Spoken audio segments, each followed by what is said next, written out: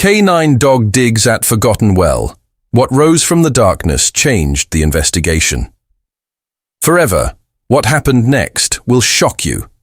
Before you listen, please like, share, subscribe and comment where you're watching from.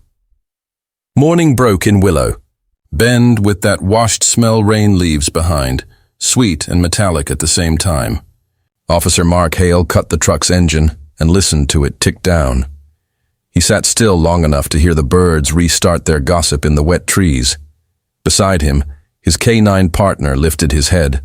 Rook was a big, dark shepherd with the kind of calm that made people feel safe until he wasn't calm anymore. Mark clipped the leash and rubbed the thick ruff behind Rook's ears. "Quick look," he said, like he always said at the start of days that refused to stay small. Rook tapped the seat with his tail and stared through the windshield toward the farmhouse. The yard beyond it was a patchwork of herbs and fences and puddles that held the gray sky. Mark stepped out. Gravel whispered under his boots. The air felt clean and cold enough to wake him without coffee. The porch door opened. Nina Vale stood, there with a cardigan wrapped tight and a look that said she had taken careful steps for months and they hadn't brought her anywhere new. "Officer Hale," she said, soft but formal. "Thank you for coming back." "You called," Mark said. "We keep coming until it's solved." He tipped his chin toward the garden. "You said you lost a charm." "A little silver thing," Nina said, moving down the steps. "My mother's. I was cutting rosemary when the rain started. I thought I put it in my pocket. I must have dropped it." She glanced at Rook. "He won't dig up everything, right?" "Only if I ask him to," Mark said, then followed the line of Rook's stare. Past the apple trees, a circle of stones sat low to the ground. The mortar cracked, weeds stitched into the gaps. It looked like a mouth someone had tried to shut and never quite managed. "That an old well?" "Grandfather capped it," Nina said. "We never use it. I don't like being near it." Rook moved before Mark could speak. One careful step, then another, then a quick trot that sent wet dirt flicking the herbs. Mark tightened the leash and went after him. Nina followed because she couldn't not follow. Rook reached the stones and put both front paws on the rim. He lowered his head and pulled in a long, thoughtful breath. The hair along his back rose one ridge at a time. He made a sound then that Mark had only heard twice, once in a flooded basement, once aside a burnt shed. The noise was low and heavy. It felt old. Nina froze. "What's wrong with him?" "He's telling us to pay attention," Mark said. He put a small flashlight into the well. The beam lost itself halfway down. Water answered from far below with a weak glint. Rook leaned until his chest pressed the stone and held there, muscles tight. "I should have filled it after everything," Nina said. She didn't explain. She didn't have to. The whole town still kept that summer folded in the back of its dresser like a shirt no one could throw away. Mark waited because silence sometimes led people to say what they needed to say. "My nephew," she said at last. "Arlo, 5 years old." Her mouth shook. "We sealed the well the week he disappeared. My uncle said open holes call trouble." She looked at her garden, at the porch, anywhere but at the ring of stone. "Every night I set a plate anyway." Mark nodded. He remembered the flyers with Arlo's picture, the long lines of volunteers, the way every whisper in the night sounded like hope and then wasn't. He remembered feeling new to this town and already responsible for it. He remembered failing to return a boy to his chair at the table. The memory lived under his ribs like a thorn that never softened. Rook's claws scraped a loose stone. It skittered and clacked in the throat of the well, then splashed.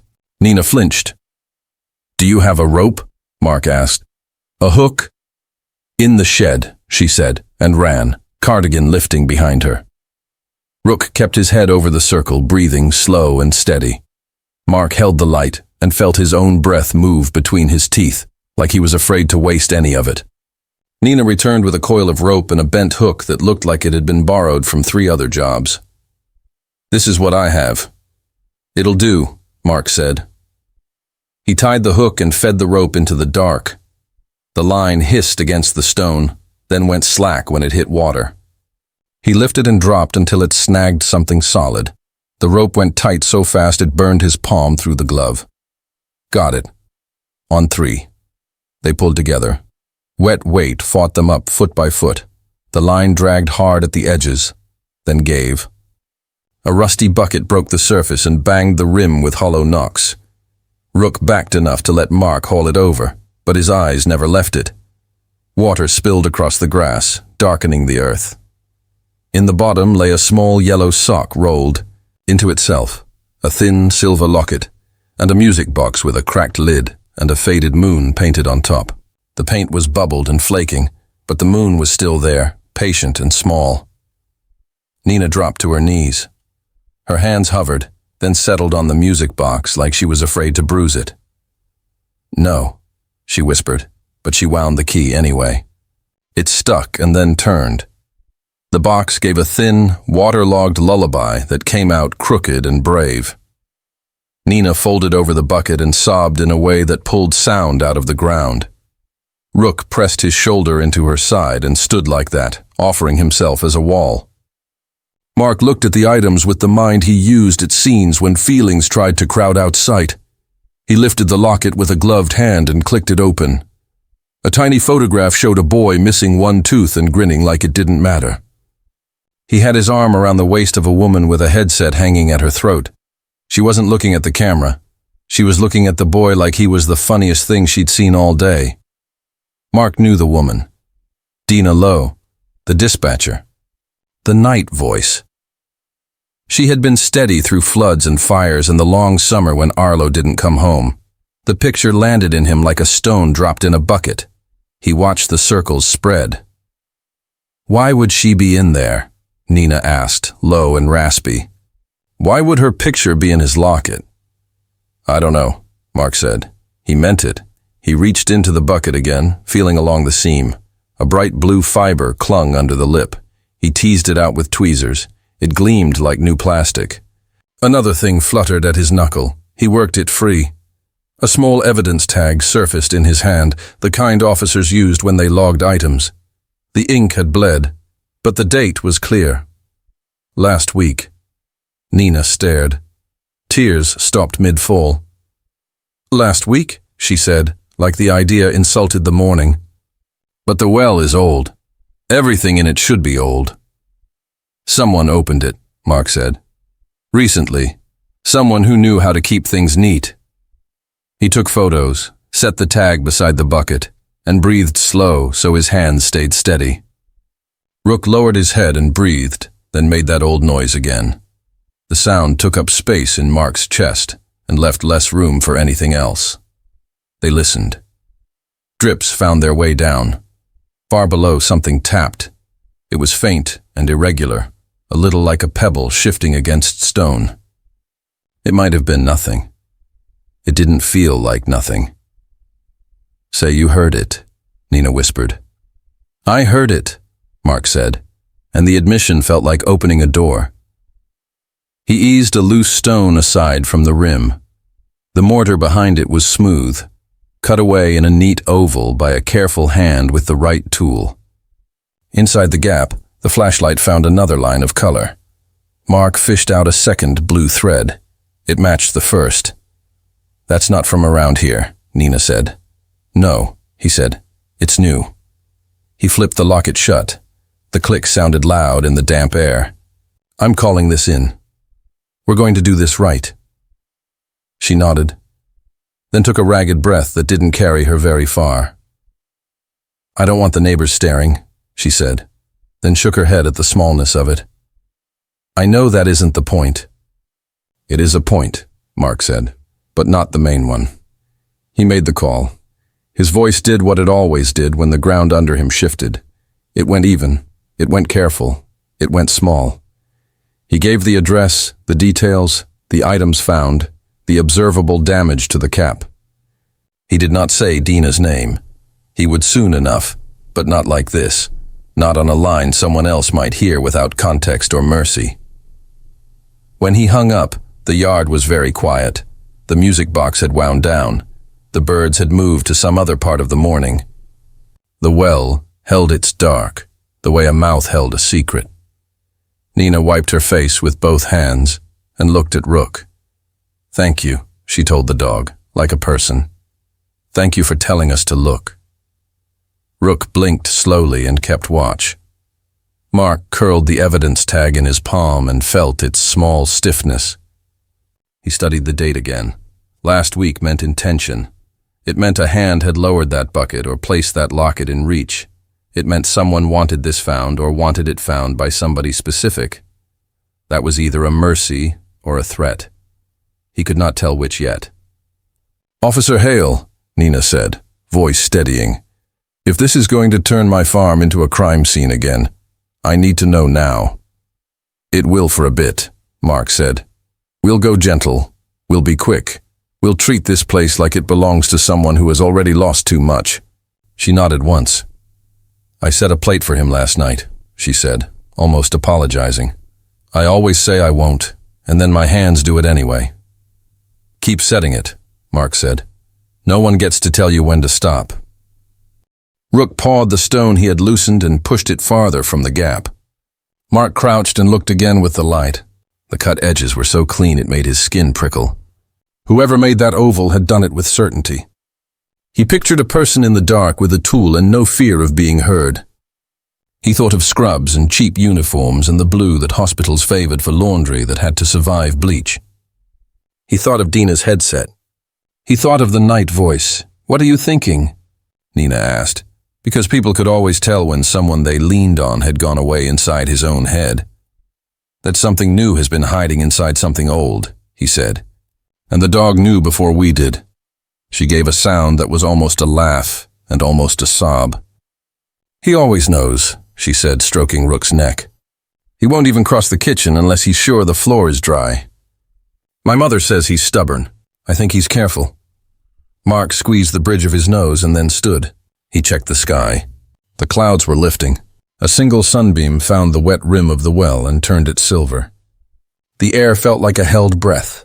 He looked at the locket again, then at the sock, then at the music box with its small moon. He looked at the evidence tag once more because sometimes looking again shook something loose. "Do you think Arlo is—" Nina stopped. She couldn't finish the sentence. The word waiting at the end was too heavy to risk. "I think this means someone touched his story this week," Mark said. "That matters." He glanced into the dark. "It may mean they want to be heard. It may mean they're cruel. We'll know soon." Rook's ears tipped. He rose, stiffened, and leaned his weight forward without moving his paws. It looked like a pointer freezing in long grass.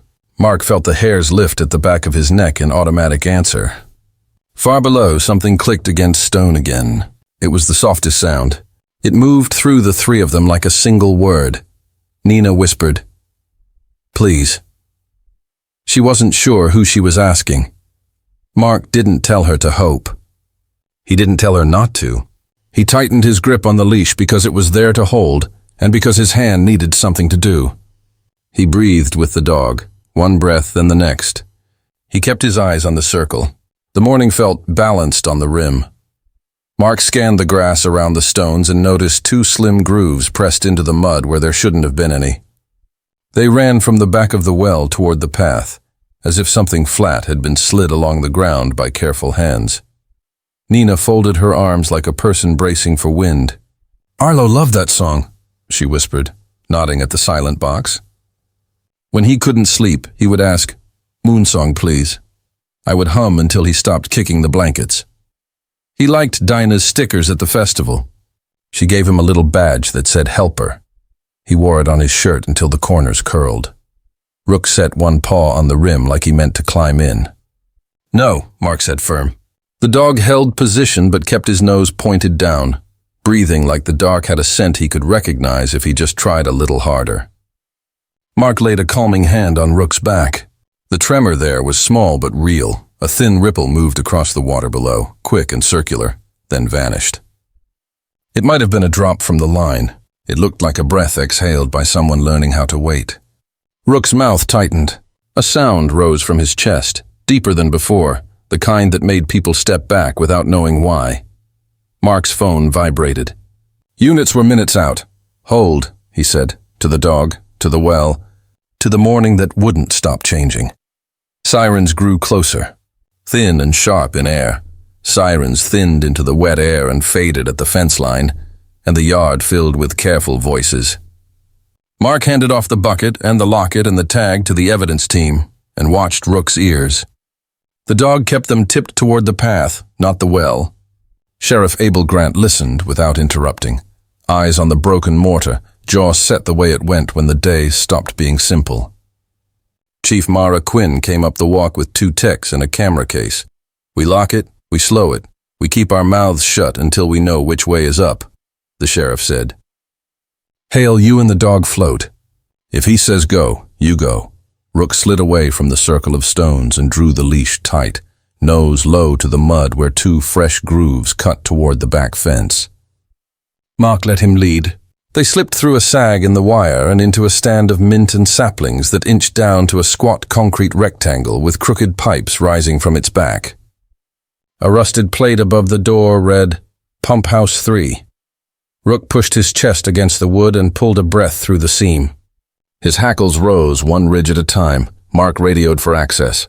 A white utility truck bumped down the lane and stopped. The foreman, a wide-shouldered man with clean hands and anxious eyes, jogged over with a ring of keys. Evan Cross, he said, cutting a glance at Rook and then choosing to keep his hands to himself. You called. Door first, Mark said. Then names. Evan found the key. The lock clicked. Cold mineral air pressed out, carrying the thin whine of old machines. The room inside was bare concrete, a metal desk, a map tacked above it, a green light blinking like a tired heartbeat. 3 wells were circled on the map in pencil. A line ran between them like a finger tracing a habit, then ended at a tiny square labeled P.S. Back. Chief Mara arrived at the threshold, took in the map and said, Photograph, then bag. Rook ignored the desk. He nosed the back wall until he found a low steel hatch, sat and touched it once with his paw. The bolts were bright where a wrench had chewed them clean. The concrete showed fresh scratches where a tool had slipped. Who has keys to this place? Mara asked. Me, Casey on B shift, the stores guy if we mess up, Evan said. He looked at the hatch like it was a test he had not studied for. We haven't used that tunnel in years. We run remote now. Did you uncap any wells last week? Mark asked. Evan breathed in and chose a small truth. I checked the orchard cap. The mortar was crumbly. I set a shim. I was going to file a formal note when the rain stopped. Rook stared at Evan's face. No wag, no growl. Just a long, measuring look. Mark read it. Afraid, not hunting. Useful, if pushed. Mara pointed to the desk drawer. Open that. Inside, under a coil of wire and a roll of tape, lay 3 laminated work orders. The headers read Cap Inspection. The signature line carried block letters, DL 117. Do you use initials? Mara asked Evan. We use stamps, he said. DL is nobody on our rolls. Mark held the work order by a corner. The letters shoved Dina Lowe into his head because they could. He parked the thought. He lifted the hatch bolts with a gloved hand, kept them in order on a towel, and raised the panel with Evan holding a light and Rook lying, flat with his chin on the edge like a swimmer about to slip. In the crawl space beyond ran low and wet to a small junction chamber, where 4 lines met like knuckles. A single bolt on the plate turned too easily. Mark eased it out. A loop of wire sat in the hole, a tidy switch to tell someone far away if a curious hand had gone too far. So they hear us as soon as we move, Mara said from the hatch. Okay, we stop moving. We go where they don't expect us. She pointed to the map on the wall. That line ends at our back door. We're not being coy in our own house. Hale, with me. They sealed the hatch, bagged the work orders in the coil of wire, and left the pump house to the techs. Nina stood by the fence with the blanket around her shoulders like a life belt. Did you find something that matters? She asked. We found a path, Mark said. It points to town. Bring the music box, she said suddenly, surprising herself. Please, I'll break it if it sits here. Mara signed the short-term transfer, and they rolled. Rook watched the road from the back seat, eyes fixed forward, breath steady. The station rose warm and brick at the end of the block. They entered by the back gate with the keypad and the camera eye that blinked too slow, Inside, the stairwell smelled of cleaner and burnt coffee. Rook climbed, paused on the landing, and put his nose into the corner where boot scuffs made a gray half-circle. He inhaled deeply, lifted his chin, and pulled right. He stopped outside dispatch and sat before the plain fire door that led to the service corridor. He placed a paw on the door and held it there like a statement. Chief Mara keyed the alarm and opened the door. The corridor lay quiet and stale. Halfway down, a faint dried ring marked the tile. Mark touched it and smelled iron. Rook sneezed softly, citrus, and looked up at the freight lift. A thin line of dust traced the place where the door met its frame. Mara lifted the panel and found a small sensor wired where no maintenance log said one should be. The tape holding it was folded back on itself. "Copy the layout," Mara said. "No one rides this lift until I say. Pull camera feeds from the back hall for the month." She turned to dispatch. Dinah sat at her console, headset on. Mara kept her tone steady. "We need your access logs for the rear gate and service corridor. And the vendor records for lift maintenance." Dina tapped keys.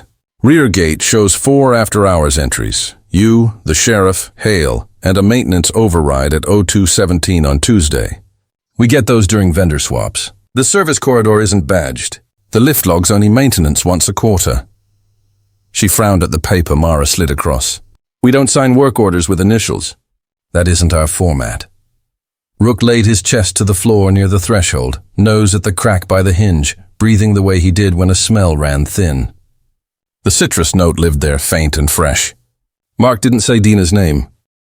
Evan stood behind them, hat in his hands. "That wire on the lift isn't us," he said. Rook gave him one slow wag. Mara took Evan's keys, logged them, and handed him a visitor badge. "You're with Hale," she said. "Show him every hatch that touches that pump house." "We follow the water." They went back out into the gray. Evan led along a ditch to a steel plate hidden by crabgrass. He levered it up. Air exhaled cold and old. A ladder dropped into a tunnel where brick met poured cement. Rook waited for the backup line on his harness, then went down with deliberate pause. The main run smelled of iron and algae. At the first bend, Rook stopped and pressed his paw against a low section of wall. Brick shifted half an inch. Evan blinked. "Panel," he said, more to himself than to them. "I never knew. They worked it loose." A narrow crawl waited, just big enough for a determined person. A knee print sat in the dirt, fresh enough to keep shape, next to a cheap herringbone shoe mark. Rook nosed the edges and moved forward, hugging the right side like he was reading a track printed in cold air. The crawl ended at a disguised square that swung on new hinges.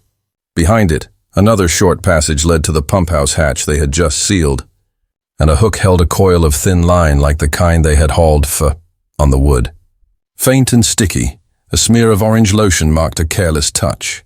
Mark bagged a swab. Whoever built the path liked circles and options, places where a runner could choose and be gone before a shout could decide which to chase. They backed out and climbed to the surface. In the lot behind the station, Rook halted at the fence and put his nose to the last twist of wire. A single blue thread clung there, bright as a dropped word. Mark bagged it and took a photo of the camera eye that would have missed a person ducking at the corner. Someone had mapped the town's old veins and threaded them to the station's blind spots. Mara met them by the sally port. "Vendor confirms they did not install that sensor," she said. "Our server logs show a brief power dip Tuesday between 2 and 3 a.m. Guess where the backup battery sits?" "Service corridor closet," Evan said. "Someone used the dark to move," Mara said. She handed Mark a folder. Inside lay 3 stills from a rear lot camera. A blurred figure at the fence, a shadow near the lift, a blue fleck on chain link. "We'll sharpen these, but don't fall in love with pictures." "I want footprints." Rook pulled toward the alley behind the hardware store. There a shallow manhole sat skewed by a 1/4 inch. They lifted the cover and dropped into a box culvert that carried runoff under the block. Rook pushed on, step by step, nose working. The culvert sloped to a junction where water pooled. In the silt at the edge, a neat triangle of prints pressed like stamps, knee, toe, hand. The handprint showed a scar across the palm, a thin slash near the thumb. Mark's chest tightened. Scar patterns stuck whether he wanted them or not. He had seen that mark on a mug by the sink in the break room, where a hand wrapped a handle the same way each morning. He told himself he could be wrong. He told himself he was allowed to be right only with proof. They took casts and measured. Rook stared into the side pipe that angled back toward the farm road and whined once, long. "Okay," Mark said. "We go back to the start." They reached Nina's gate as the first hard drop started again. The tape still ringed the well. The cap now wore clean drill holes for the anchors that would hold the crane line when engineers arrived. Nina stood on the porch with her hands around a mug she didn't drink. Her eyes went to Rook first. "What did you find?" she asked. "Pipes and ghosts," Mark said, "and a map someone drew for himself." He nodded at the mint and the trees. "We found a tunnel that connects here to town. We found things a person left by accident and things he left to be found." "Why would he want to be found?" she asked. "So we spend time looking at the wrong thing," Mark said. He raised the bag with the blue thread. "Or the right person." She stared at the thread. "Do you think Dina?" "I think Dina has worked 100 hard nights for this town," Mark said. "I think someone used her initials. I think they used a smell that lives where she sits." Rook tugged toward the back of the garden. The two grooves in the mud had deepened into clearer tracks now that a little sun had pulled water up. They stopped at the fence and then picked up faintly on the other side where crabgrass had been pressed flat. The path ran not to the road but to the field lane that would keep a person out of sight if he timed his steps with the wind. "Whoever rolled something away wanted us to think it was heavy," Mark said. "It might have been a lie. Or he wanted us to look where he looked," Nina swallowed. "Could Arlo have been here after last week?" "I don't know," Mark said. "I know someone touched this place with new hands. And Rook keeps choosing the water instead of the road." Rook moved to the well again and set his paw on the stone he had loosened. He didn't look down. He looked at the trees, then at Mark, then down the lane as if counting choices. Thunder muttered. "The engineers called to say they were an hour out." Mara told Mark to hold the scene and keep the dog safe. Evan lingered near the pump house road with the keys heavy in his pocket. "I didn't open this hole for anyone," he said again. "I think you opened it because you thought you had to," Mark said. "That's not the same thing. But it isn't nothing." Nina set the mug on the rail. "If the person who did this is listening," she said, "I hope the dog keeps making you nervous." Rook answered with a low sound. He pressed his shoulder to Nina's knee for a second, then went back to the edge of the stones and set his head there like he was listening for breath again. Rain ticked on the leaves and made small circles in the water far below. Mara called with one more question. "Hale, that code on the orders. DL-117, could it be a location?" "Maybe," he said, "or a badge number with a letter stuck on the front. If so, someone wants us to run circles inside the building while he runs circles under it." "Don't let him," she said, and hung up. Mark looked at Rook. The dog lifted his nose to the rain, then lowered it and took one deliberate step toward the field lane, then stopped and waited. He never forced, he asked. Mark tightened his grip and chose. "Okay," he said. "We follow the water one more bend." Above them, the clouds pressed lower, turning the fields into a mirror. Mark felt the press in his chest, a weight that made breath a choice. He thought of Arlo's empty chair, of the locket in a bag, of a dog who never lied. Somewhere a pump kicked on and thumped, fell quiet. Rook's ears twitched. He looked back at the well like it had whispered a name. If you had to choose, would you tail the scent in the tunnels or put Dina under watch first? Comment water or watch right now and tell me why. Rain thickened until the sky felt inches above our heads, and the fields hissed like a low crowd. Rook would not wait. He pulled hard from the taped circle around the well and cut across the back lane, ignoring the word that should have anchored him.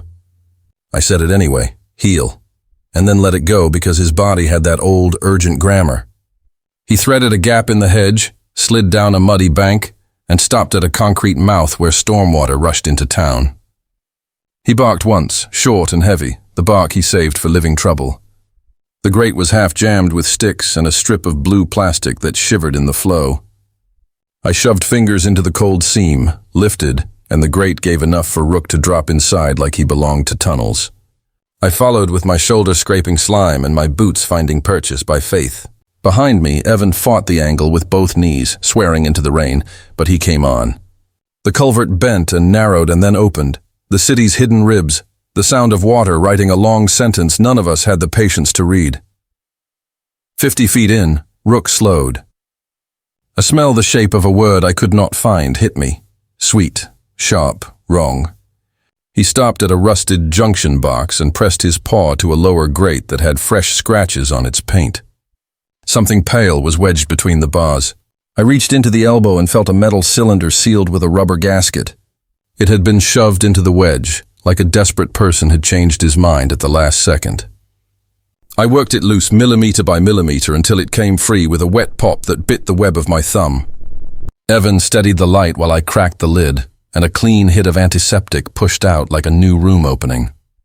Inside lay a cheap burn phone wrapped in plastic, 3 sealed swab tubes labeled with numbers that meant nothing yet, and a folded card laminated with clear tape.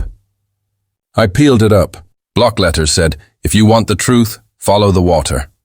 Rook pawed the grate again, then froze with his head tilted, listening. A thin voice in the rushing noise said help without being strong enough to finish the word. The beam found a man jammed behind a broken baffle with his leg trapped under a shifted plate. His face was gray, his lips the wrong color, his eyes aware and far at the same time. Evan whispered, "Casey?" And the man's mouth tried to answer. He worked his left hand up like it had a mind of its own. We levered the plate, we dragged him free, we slid him to the narrow ledge above the flow. Rook leaned his weight across Casey's ribs, the steady pressure that calms panic in people who are about to drown on dry air. Casey blinked, found my face and managed a sliver of voice. "Text," he said. "Inspection. Your code." He coughed and turned to the side. "Went down. Plate slipped. Thought I was done." We hauled him back the way we came, Rook climbing backward, watching Casey's eyes, ready to plant if the man's breath fell off again. By the time we muscled him out through the grate, the ditch had a new, angry sound. Medics slid down the bank with blankets and a board, and one of them winced as the air hit his nose. "Solvent in there," he said. "Lucky you." He touched Rook's head. "Lucky him." We loaded Casey. Evan climbed in to ride to the clinic. I stood in the rain with the cylinder under my jacket and the note in my hand, and I called Mara. "Pulled a canister from under the station," I said. "Phone, sealed swabs, and a message that wants us to go where we already are." Also pulled Casey alive. He says a text used Evan's code. "Bring it inside." "Don't wake that phone in the wild," she said. "If the dog wants more, you give him more." Rook shook, flinging arcs of water that fell straight back into the ditch like they belonged there. His ears were forward. He was already walking. The lab smelled like alcohol and older air. Gia met us with gloves and a Faraday sleeve. She slid the phone into quarantine and fed it a line that reached nowhere. The screen lit. A lazy 4-digit code died under her fingers. She barely smiled. "People lock evidence with birthdays and luck," she said. "Both are bad at math." The home screen had one app sitting where all the important ones sit when a hand isn't very good at hiding, marked Shed. Gia opened it on the tethered network. A calendar rolled out with blocks named the way no calendar should be named: Prime, Flush, Purge. A red line crept toward 6 p.m. The next block pulsed: South Cistern 18, River Feed 1807, Blowline 1810. "He plans to wash the bones," Gia said. "If this phone is live, it will nudge a relay at 6. Maybe it also tells a second device to pretend to be a button." Mara walked in on the last word. "Cut every voice you can," she said. "Then call utilities and public works into my room. We'll unplug the town before he does. I put the swabs on the bench." Gia cataloged like a surgeon, slow enough to be certain, fast enough to beat the clock. She rolled the blue fiber with tweezers onto a slide and looked, then angled the monitor so I could see. "Flat weave, cheap, a hospital contractor brand. Budget scrubs," she said. "City Clinic buys these through 3 vendors. Dispatch computers process some orders when shifts are thin." She tapped keys and pulled a report. "Somebody used a side account last month to purchase 20 pairs. The name tied to the terminal is Dina Lowe, but the ship to is a P.O. box on the edge of town." She lifted her eyes. "The lotion from your stairwell is citrus, off the shelf, the same Dina keeps by her keyboard. None of this proves her hand touched any of it. It proves the frame is neat. Gia imaged the phone and killed its signal. The schedule kept blinking on the copy. Even if this line is dead, a second path could still fire, she said. You'll need wrenches, locks, and a rude attitude. We walked the station slow. Rook smelled the stairwell like a poem he had learned as a pup. He ignored the places any human would touch and pressed his nose to a hairline crack in the paint 3 steps up from the landing. I found tape with a sensor the size of a fingernail tucked into a seam I hadn't known existed. Mara shook her head. Lift had one. Stairs had one. He's been listening for feet, and he wants us saying Dina's name while we look clever. Rook tugged left then, toward the blank wall that faced the landing. He sat and put his paw on the skirting board. I pressed, and the board popped. Behind it lay a crushed paper cup and the torn corner of a work order. DL11 in smeared ink, the rest missing. Rook sneezed, citrus in that tiny space, and a ghost of machine oil. Mara's mouth went flat. We're being pushed toward a door with her badge number on it, she said. We'll open a different door first. Utilities filled the briefing room. A map of the water network lit the wall, a rib cage under town. The south cistern glowed. We can cut power here, the director said, pointing. But he might have a manual bypass at the reservoir. Cut and chain, Mara said. Post eyes. If a man with grease on his hands has a reason to complain, I want to shake that reason out of his pockets. Gia laid the printouts down. Side account purchases of scrubs. The schedule entries labeled like crimes. The lotion analysis. She kept her voice dry. These are not proof of person. They are proof of plan. Someone wants us to take a shortcut through dispatch. I called Nina in the small quiet between orders. I told her about the man we had pulled from the culvert, about the canister and the note, about a countdown neither of us could see. She asked the only question that mattered to her. Is he? The last word stayed out of reach. Rook is still pulling, I said, and heard her breathe until the shape of that sentence steadied her. Rook took me through the building again because sometimes a dog wanted to check whether the world had decided to change its mind. On the 3rd floor landing near the training room, he stopped by an old soda machine and pressed his nose to the warm gap. I slid the machine an inch and saw a faint orange streak at knee height where a person had braced a leg to shove. He looked down the hall. His ears twitched. He returned to the stairwell and nosed the hinge. I lifted the pin. A tiny piece of torn tape clung underneath, the shadow of another sensor. Gia took a photo and bagged the scrap like it was gold leaf. If he's planting sensors, he's shedding tape, she said. We will catch the shedder if we keep him moving. We dropped into the manhole behind the hardware store again. The cover sat wrong by a 1/4 inch, polite as an invitation. The air was cooler, the dark more exact. Rook moved faster, tail low, body tight, nose reading the walls as if the concrete had found language. At a bend near the station lot, someone had scratched 18 au croix, follow into clean brick with a nail. Mara took a photo and did not smile. Cute, she said, and her voice could have started a small fire. Rook chose the right-hand run, then changed his mind and threw his weight left, ignoring the soft hold he had always obeyed. He blocked me with his body, then slid forward as if the tunnel belonged to him, which it did. The ceiling hissed. A seam leaked a thin blade of water that widened as we watched. He's priming, I said. Test before wash. Public Works swore on the radio that no one had touched a valve. That meant we were missing a branch. Mara's light found a smooth plug near the seam. New line, she said.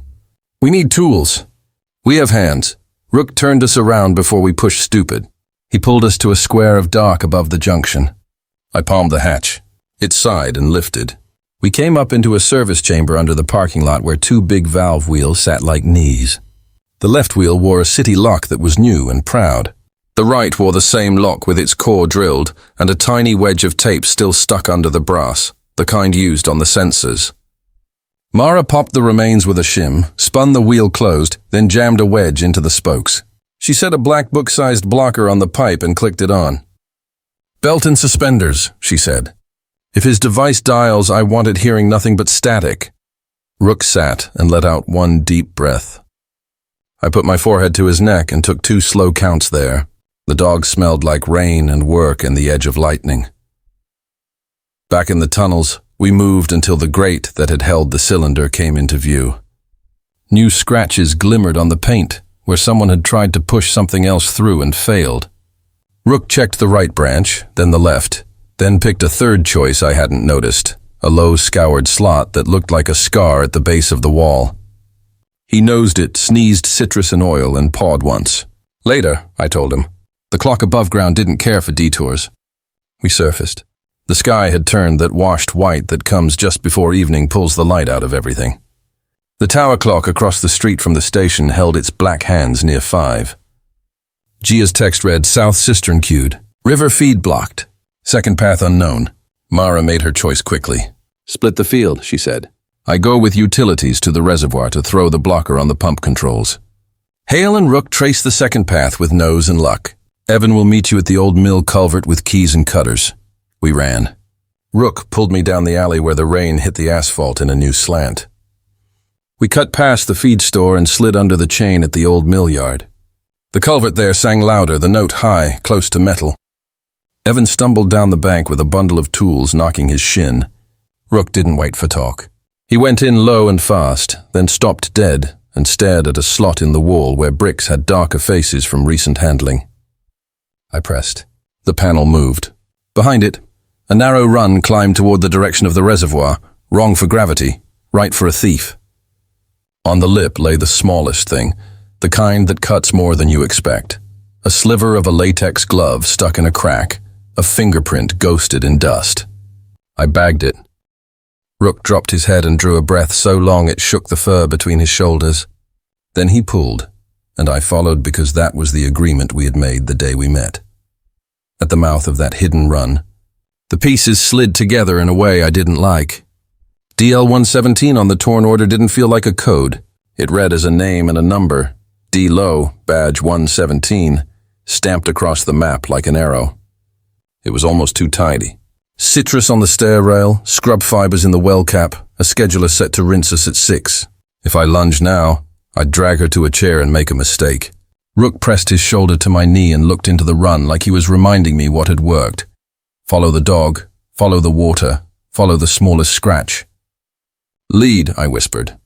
He moved, shoulders tight, nose low, pulling me toward the bend where the path show itself, or our would roll over us. We brought Dina into interview 2 while the clock slid toward evening.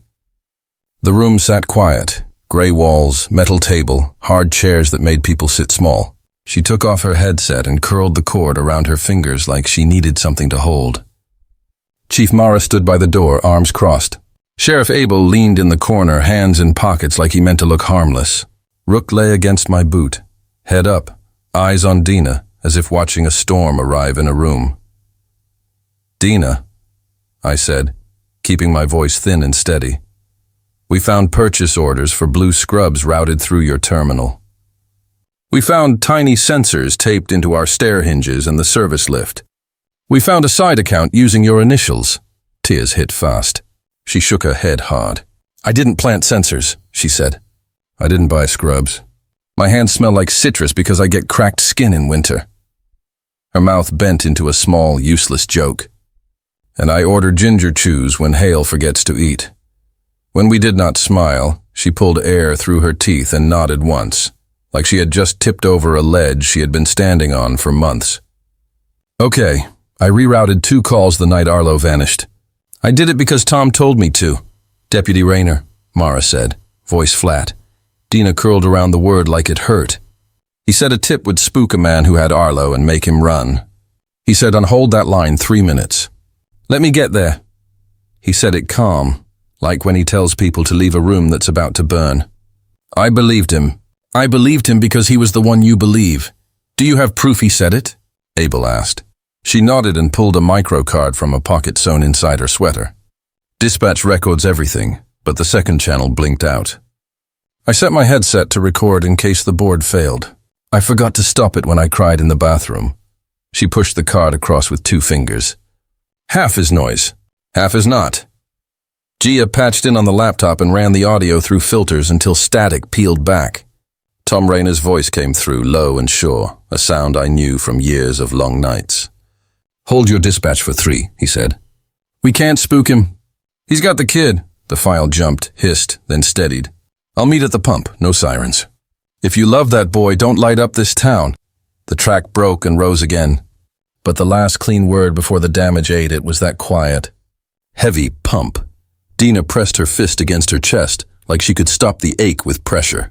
He told me Arlo's father had a temper. He said no one would believe it until it was too late. I don't know if any of that was true. I know I trusted him more than I trusted my own sense. Rook lifted his head before anyone else moved. The floor gave a soft thud under our shoes, a deep heartbeat from far below. The duct above the door shivered. Gia's voice sharpened in the speaker. We just lost a breaker on the south cistern. Manual engagement. Someone started a cycle. Mara's eyes flicked to the wall clock. It read 5:30. She didn't raise her voice. She didn't have to. Cut power, chain the wheels, block the feed, she said into the radio. Abel was already in the hall. Dina climbed to her feet and followed, even as she spoke too loud for the small room. It isn't me, she said. Please don't let it be me. I know what you sound like when you lie, I told her without looking back. This isn't it. Rook pulled us out the back. He cut right toward the service corridor, paused at the hinge where we had peeled tape, then turned left, choosing the door that led to the alley. The evening smelled like rain and old iron. We ran.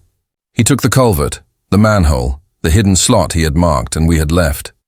We popped up at the reservoir road while utilities wedged 2 trucks across the gate, and public works leaned with red faces on a big wheel with a cheetah bar. The spillway roared like a low freight and threw a wet breath into our faces. Mist drifted off the drop like torn gauze. Men shouted by the valves, chains clanked, wrenches rang. The hill held the sound like a bowl.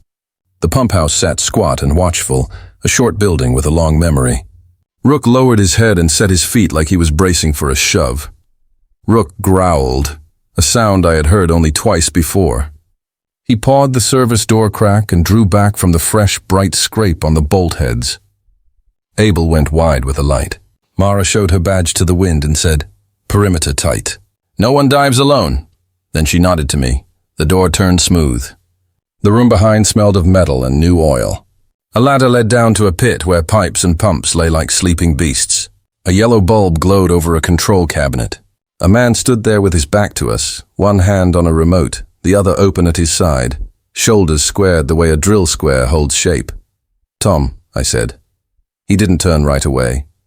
When he did, he looked like himself, and that was the worst part. The same barber, the same end-of-day beard, the same eyes that had watched me breathe in smoke and told me to breathe out slow. "Shut the door, Hale," he said. I left it open. "Rook will be polite if you are." He gave a short, tired laugh. "Rook never took orders from me." His gaze drifted to the dog, then back to me. "You took your time." "We cut your lines," Mara said from the ladder. Tom nodded. "And I cut theirs. The early push was mine." I told them I still had the wheel. He tapped the remote against the cabinet. "There's a bypass on the bypass." "The old men who designed this place didn't trust any one switch." "Neither did the men who learned to use it the wrong way." "Who are they?" Abel asked from up top. Tom looked past us toward the spill. "The kind of men who say good morning to your mother and sell your neighbors trouble. They like to watch good people point fingers at each other." He held the remote up so we could see his thumb on a small button. "If I press this every 60 seconds, a hidden latch stays shut. If the button goes quiet, the purge opens. Don't take it and think you've won. You'll only give the river what it wants." "Step back," Mara said. "We can hold a wire and cut a wire." "We've done harder in a fire." Tom shook his head. "You cut it, Screams. Let me keep time until your people chain the river." He glanced at me, then away. "I moved Arlo," he said. "I moved him because his father put a handprint on his face while you bought bread at noon and told yourself it was a bad day. I moved him because the men who run this thought a child makes a fine lever. I told myself I could be a life raft in a dirty tide." He pointed at a rope that hung from the catwalk. "Pull that," he said, "because you won't believe me unless you see what they left to keep you busy and scared." I pulled. A weathered bucket rose out of a side shaft and bumped the lip. Inside lay a small backpack with Arlo stitched by a careful hand. The fabric was clean. I unzipped and slid out a homework sheet in a plastic folder. Big pencil letters marched across the page. The date in the corner read last week. A gold sticker smiled. "Great work. Alive?" I asked, because there was only that word. Tom's face changed. It softened at the edges and then hardened again. "He was last week," he said. "He is if luck kept walking." "Where?" Mara asked. "Say the town." "If I say it here, they'll hear it by dinner," he said. "If I say the street, they'll hear it before we get to the car." He tapped the remote. Somewhere a hidden click answered like a small insect. "2 more minutes and your people will have a chain on the river. Then I'll give you a place. You don't get to set terms," Abel said. Tom's mouth pulled up without joy. "I lost the right to set anything the night I told Dina to hold a line," he said. "I'm only trying to land us where we can still stand." He looked at me. "I left crumbs because I needed you to chase me and not them." He glanced at the hatch near the floor. They hid a second trigger under there. Rook had already found it. He pressed his nose to the seam until dust lifted and showed a hair-thin wire and a magnet stuck to the lip. He looked up at me and then at Tom's thumb and back, meaning, "Do not rush, do not guess." The hum of the pumps filled the pit. The spillway pulse thudded like a slow drum. My mouth tasted like penny metal. Mara slid beside me with a thin blade. "On my count," she said. "Hale, hold that seam steady." "Abel, the moment the wire dies, remove the remote from the story." Tom lifted his eyes to the ceiling. "You will swear to Nina I tried," he said. "She deserves that much." "Tell her yourself," I said. He gave the tiniest nod and tapped again. The cricket click answered, steady as a metronome. "Now," Mara whispered. She eased the magnet off the hatch without letting it break the kiss with the transmitter. I slid my boot under the edge and held the seam like a door under pressure. She nipped the wire with a cutter the size of a key. The scream we braced for did not come. Abel took the remote from Tom's hand and set it on the floor. I kicked it away until it scraped harmless and dumb. Tom stared at his empty hand and then at us. His shoulders slumped. "Okay," he said. "Then we don't drown." He lifted his hands, palms empty. "Do it fast." We cuffed him because we had to. Rook swung his head toward the catwalk and barked, sharp, not at Evan, who stood pale with his phone raised, but at the narrow slit between fence panels where darkness bent wrong. A shape flinched and shot left. Mara pointed. "Backstairs!" she shouted. "Don't lose him!" I ran. Rook hit the steps like a flood. We rounded the corner as a hooded figure cleared the ledge and vanished behind a stack of intake screens. The man moved like someone who knew ladders in the dark, fast and sure with hands that never groped. We chased him along the service walk that hugged the back of the pump house and dropped into the yard. Gravel spun under boots. A white contractor pickup screamed to life behind the filter shed.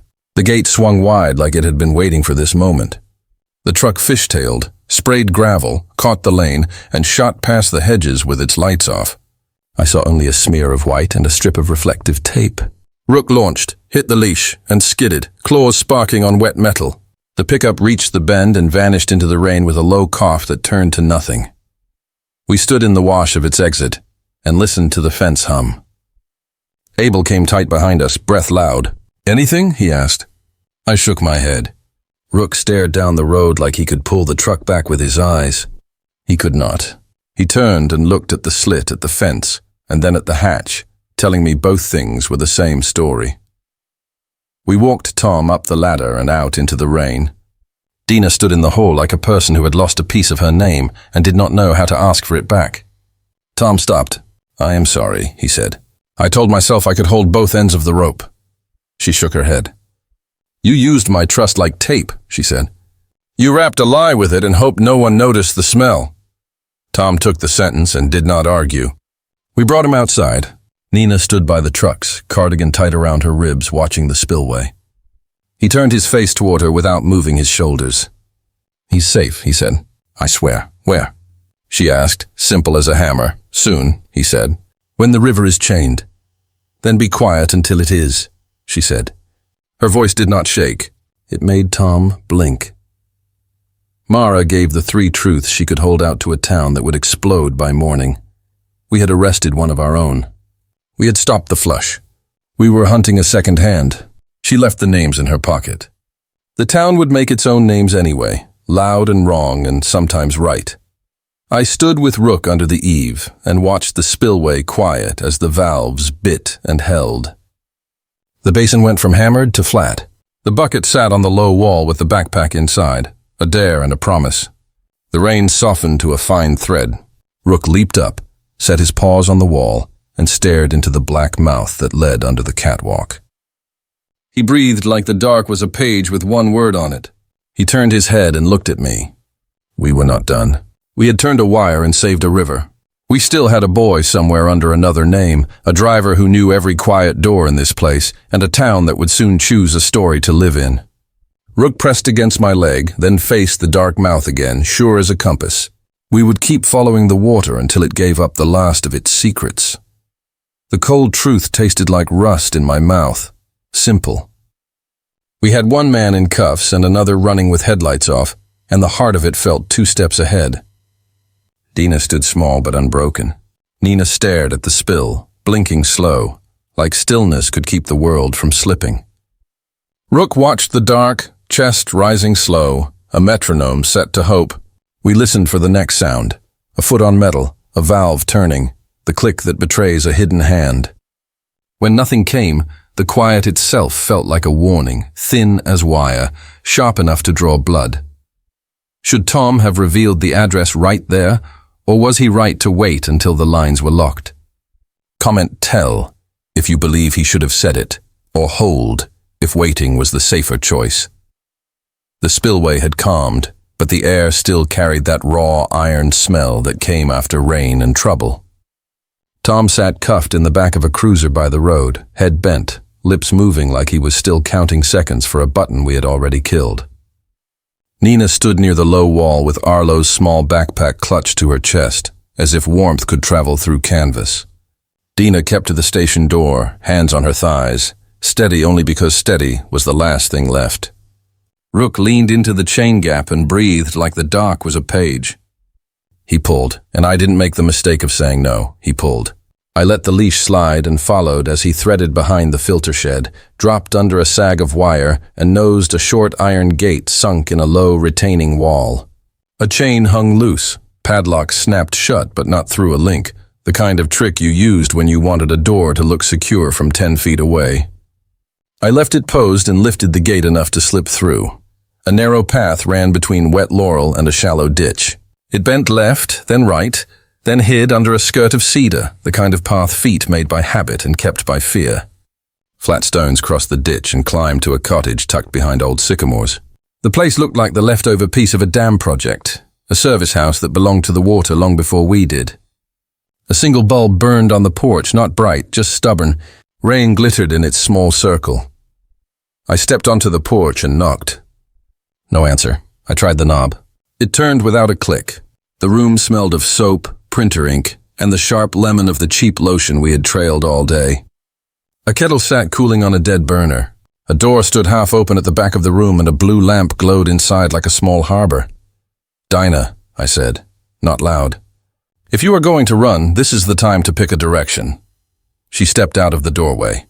Her shoulders held that tight drive of a person who had been braced for months. Her hair was wet at the ends. She had a USB drive in one hand and a folded page in the other. She looked at Rook first. He stopped 2 steps from her, lowered his head, drew one long breath, and lifted his chin as if to say, "Decide." "I couldn't go home," she said. "My place feels wired even when it isn't. I sat here after late shifts because the pump noise drowned my thoughts. Everything I have is on this." She held out the drive. Texts, transfers, names, the way the men called the plan a service. And the way it turned into a habit. "And the boy?" I asked. "In the back," she said, nodding toward the blue lamp. "With a foster couple, I trust." A judge signed an emergency order. I kept him quiet. I kept the wells loud. I lied to buy time while I tried to make proof. "I'm sorry for the noise. I am not sorry for the time." From the room with the lamp came a thin sound, a plastic clack, a page turning, and then the soft voice of a child working through a line. It rose like something breaking water. Rook's ears tipped. He moved to the door and stopped at the jamb, not crossing without a word. I stepped to the edge and looked in. A woman with gray streaks in her hair sat cross-legged on a rug with a book open on her knees. A man with steady hands held a cup of warm milk. Between them sat a boy with hair a bit too long and eyes older than his face. He read, careful and slow, mouth shaping each word before letting it go. The woman smiled with the kind of smile that carried both patience and grief. Nina reached the doorway behind me without a sound. Rook had known she was there and had let her pass. She did not cry yet. She only watched, hands pressed to her mouth. The boy glanced up, froze like a deer does when the woods speak, then looked to the woman. She touched his shoulder. "Arlo," she said, using the name he still owned. "This is your aunt." He stood small and straight. Nina knelt so their eyes matched. She held her hands out, not touching him, as if the air between them had to be trusted first. "Hi, Nutmeg," she said, the pet name falling out of her like a coin she had carried too long.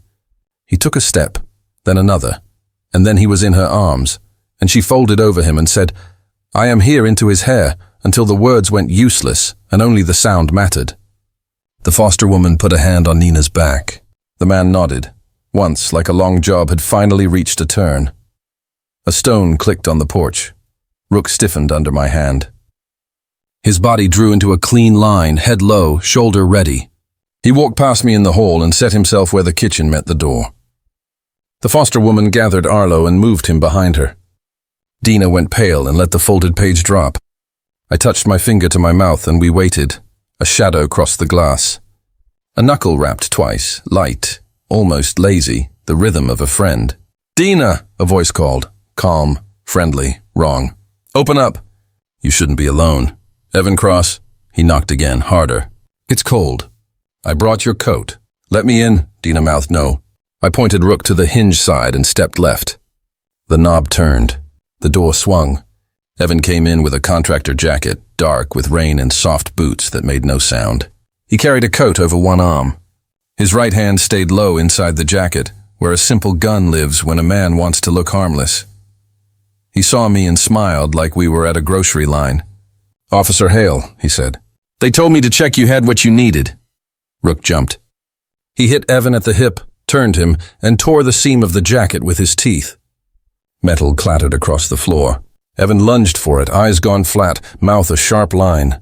I caught his wrist, bent it, and pinned it to the door. His shoulder popped. He dropped to a knee, twisted, and threw his weight toward the kitchen. Rook cut him off and laid his chest across Evan's back, full weight down, the move that turned speed into stillness. Evan coughed against the tile and tried one last lie. "I can fix this," he said. "Let me walk to my truck and make a call. You put those cuffs away and this ends quiet. In a week you'll have a new job in a better town. The boy will have a fence and a swing." Dina stepped beside me, shaking so hard the fallen page trembled on the floor. "You kept the lights off," she said. "You cut our power and called it weather." I cuffed him and then looked at his hand. The scar across the palm was a pale slash near the thumb, the same shape I had seen in dust by a culvert. "You crawled the tunnels," I said. "You planted sensors on our hinges. You pulled wire and liked the feel of it." He gave a small, dry smile. "You want a mask," he said. "I am just a man who knows where the pipes go." Sirens came soft along the lane. Abel and Chief Mara reached the door on a push of cold air. They took the room in with one look each, Evan on the tile. The gun on the floor, Dina with a drive in her fist. Rook standing over the man with a calm that felt like gravity. "Any more coming?" Mara asked. "Not tonight," Evan said, and the way he said it told us there were always more on another night. We moved him out before Arlo saw. The foster couple shut the door and sat with their backs against it, the old trick people used when the world felt thin. Nina wiped her face and kissed Arlo's forehead, just once, like she had calibrated how much he could bear. Rook leaned against her leg and stayed, a heavy warmth at her shin. Dina handed me the folded page. "I wrote this last week," she said, in case fear made me forget how to tell the truth.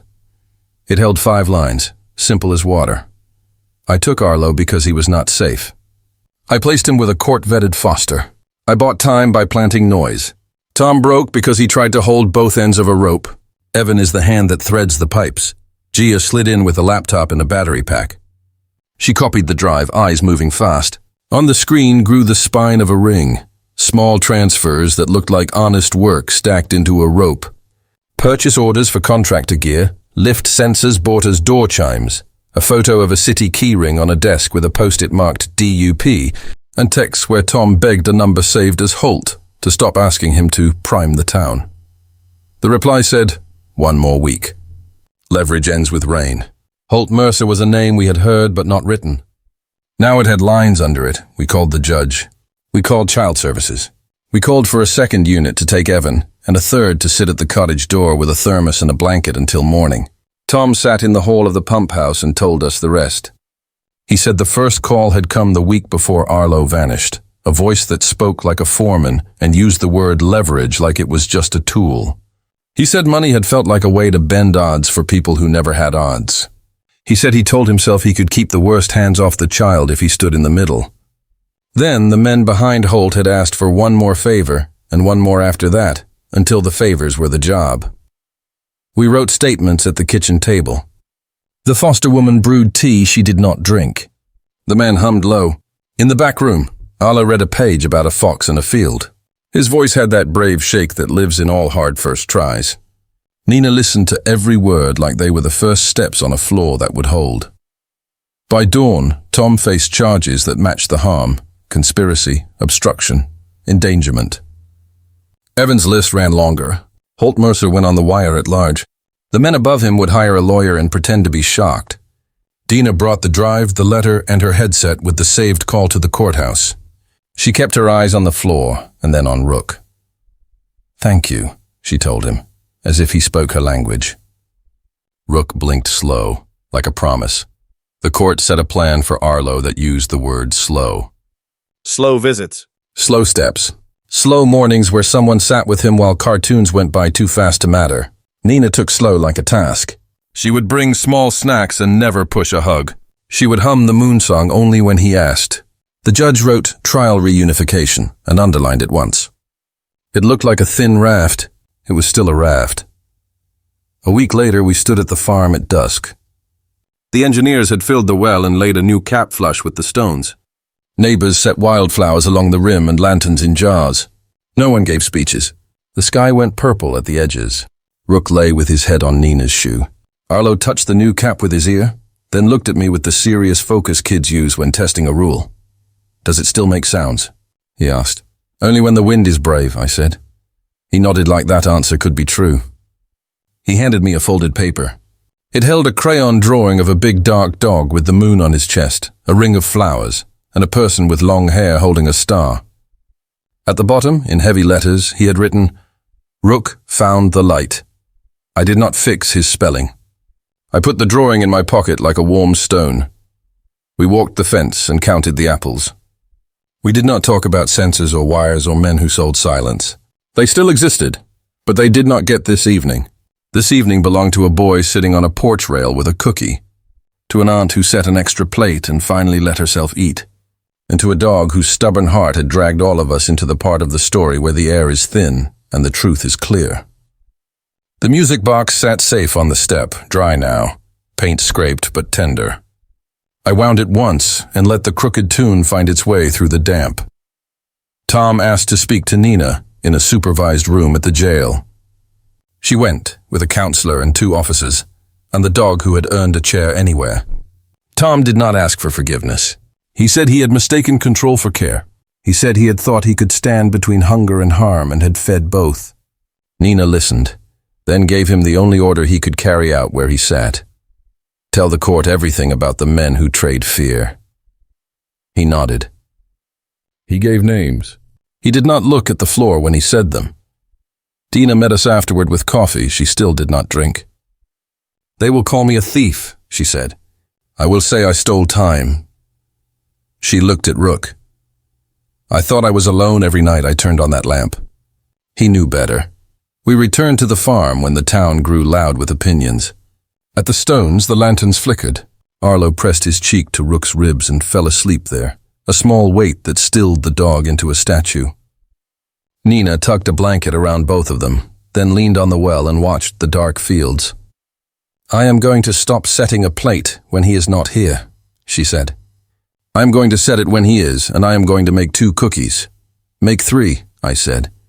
The dog has earned one." She smiled, the light kind that comes after a long storm. "He gets crumbs," she said, and scratched Rook's ear. I walked the yard and listened.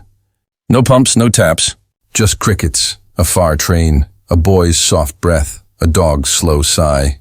I stood by the gate and looked back. The well no longer felt like a mouth. It looked like a stone heart covered in flowers. The night looked less like a threat and more like a place to rest. By the next afternoon, charges named Holt and warrants pulled up 2 storage lockers.